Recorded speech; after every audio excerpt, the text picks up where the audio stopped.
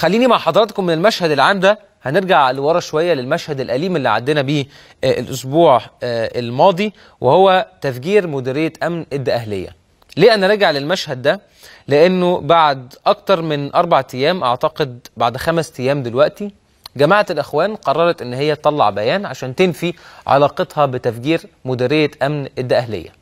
الجماعة في البيان اللي أصدرته امبارح الجمعة قالت أنه هذا الحادث يعني وصفته أو نددت به بهذا الحادث الأثم، وأعلنت الجماعة أنها بتطلق على نفسها أنصار بيت المقدس مسؤوليتها عن الحادث. زي ما انتم عارفين أنصار بيت المقدس قالوا ان هم المسؤولين عن الحادث، دلوقتي الإخوان طالعين بيقولوا احنا ملناش دعوة بهذا الحادث.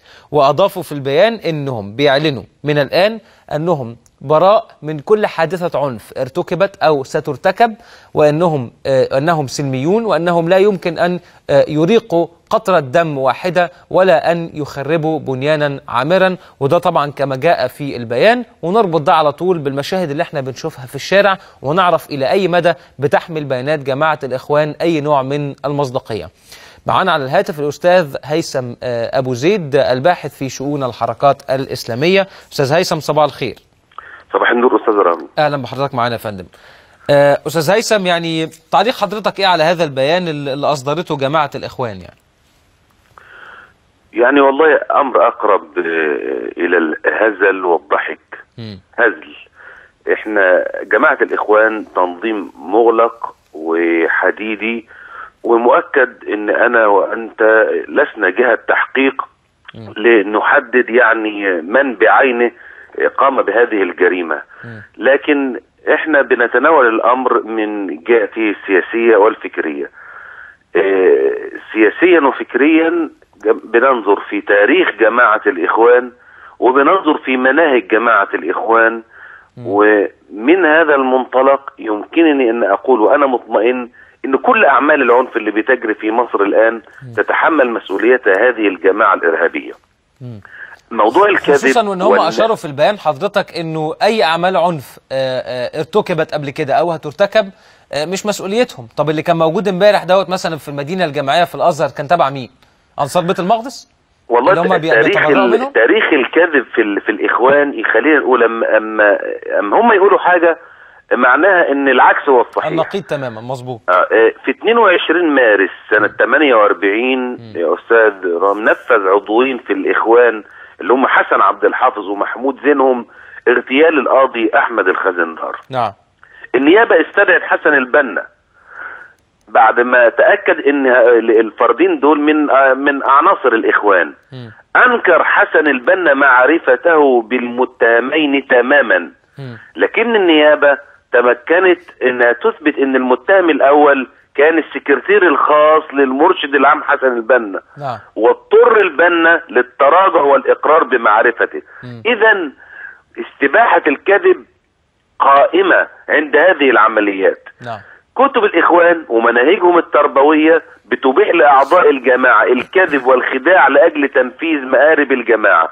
واذا كان الامر متعلقا بعمليات ارهابية، مناهج الجماعة بتبيح التظاهر ليس فقط بإدانة العنف واستنكار العمليات الإرهابية، ولكن لا مانع من التظاهر بالكفر والنيل من الإسلام واتخاذ لافتات لتيارات أخرى، ما دام أن الهدف تحقيق عملية اغتيال سياسي. نعم. الجماعة هنا عملت حاجتين طول الأشهر اللي فاتت تجعلنا نحملها المسؤولية عن مثل هذه الأعمال. أولا أنها ظلت تهددنا علنا، هي من قالت مش أنا ولا أنت، هددتنا بالقتل والدماء والإرهاب والحرق.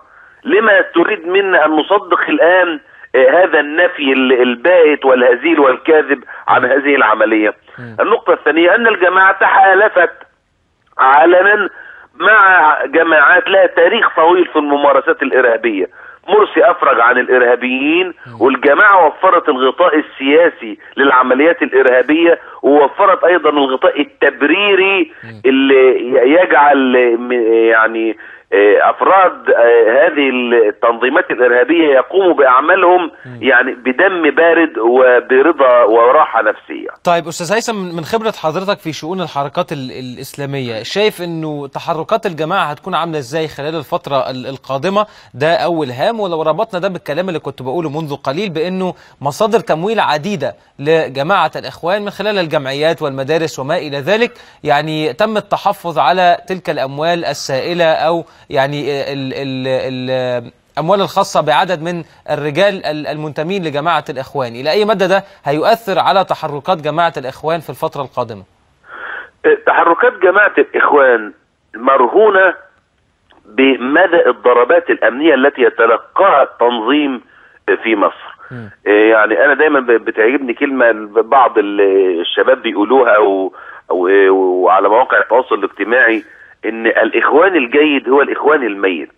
طالما التنظيم فيه نفس ستظل العمليات الارهابيه والعنف يعني تعاني منها البلاد والجامعات. فيما يخص التمويل استاذ رامي، يعني لا، لسه بدري. الارقام التي تملكها جماعه الاخوان ومشاريعها اكبر كثيرا من 50 مدرسه او الجمعيات اللي بتقوم باعمال خيريه. الجماعه يعني ارقامها بتعد بمئات المليارات في مشاريع خارج مصر، في الخليج واوروبا وتركيا. ربما يكون الاجراء اللي احنا محتاجينه وقف تدفق هذه الاموال على التنظيم في الداخل. اما فكره ان الجماعه اموالها لا، لسه بدري قوي.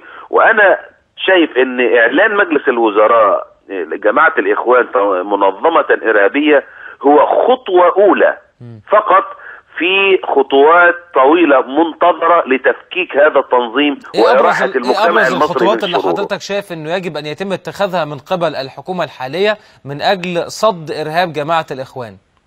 تطبيق ما أذاعوه في البيان بإعلان جماعة إرهابية. تطبيق القانون ومواده الموجودة في قانون العقوبات. عدم التفرقة بين يعني طالب أو رجل أو امرأة. هذه عملية إرهابية والناس سواسية أمام القانون. الشرع لا يفرق بين الرجل والمرأة في عقوبات، والقانون لا يفرق بين رجل وامرأة في عقوبات. وما يروح طالب يمارس إرهابا يعني على الشرطة وعلى زملائه وعلى أساتذته، يجب أن تكون المواقف رادعة. وإجراء الفصل من الجامعة هذا إجراء يخص الجامعة، وتبقى المسؤولية القانونية أصلا والمحاكمات. موضوع المظاهرات، موضوع العنف، العقوبات التي قررت في قانون العقوبات يجب أن تطبق، ويجب ان يكون الامر في يعني مستمرا. يعني مش عاوزين ينطبق علينا المثل بتاع الغربال الجديد له شده. مظبوط. لا، مظبوط. يجب ان يكون الامر مستمر، يجب ان يتم تطبيقه خلال اسابيع سينتهي هذه الاعمال. وستضطر قيادات التنظيم يعني ان تتوسل يعني كي تجد من يتوسط يعني مش عارف، خلينا اقول ايه، يعني انا عارف ان حضرتك مش عايز تستخدم فكره أن ترفع يدها عن هذا عن تنظيم وان تتركها. نعم. بشكرك شكرا جزيلا استاذ